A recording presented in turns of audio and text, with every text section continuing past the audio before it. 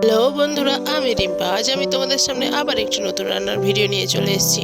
আজ আমাদের হোম ডেলিভারিতে 34 জনের রান্না ছিল। আজ রান্না ছিল আলু পটল সয়াবিন দিয়ে একটা রসা, আর ছিল চিকেনের ঝোল। বাঙালির সব থেকে পছন্দের জিনিস চিকেনের ঝোল। এনাও দেখে নাও কী কী রেসিপি আছে। প্রথমে আমরা আলুটাকে ভেজে নিলাম সয়াবিন রসার জন্য। পটলটাকেও ভেজে নিচ্ছি, ভালো করে ভেজে নিলাম। ভেজে নেওয়ার পরে একে একে তুলে নেব আমরা পটলগুলো। তারপরে সয়াবিনটাকে তেলে দিয়ে দিয়ে ভালো করে ভেজে নিচ্ছি। এরপরে আমরা ভালো করে মশলাটা কষিয়ে নিলাম। কষানো হচ্ছে, এবার আমরা সব সবজি দিয়ে একটু কষিয়ে নেব। এই যে জল দেওয়া হয়ে গেছে, দেখতেই পাচ্ছ রেডি আমাদের সয়াবিন আলুর রসা। প্রথমে আমরা চিকেনটাকে ভালো করে ভেজে নিলাম, তারপরে মশলা কষিয়ে দেওয়ার পরে রেডি করে নিলাম।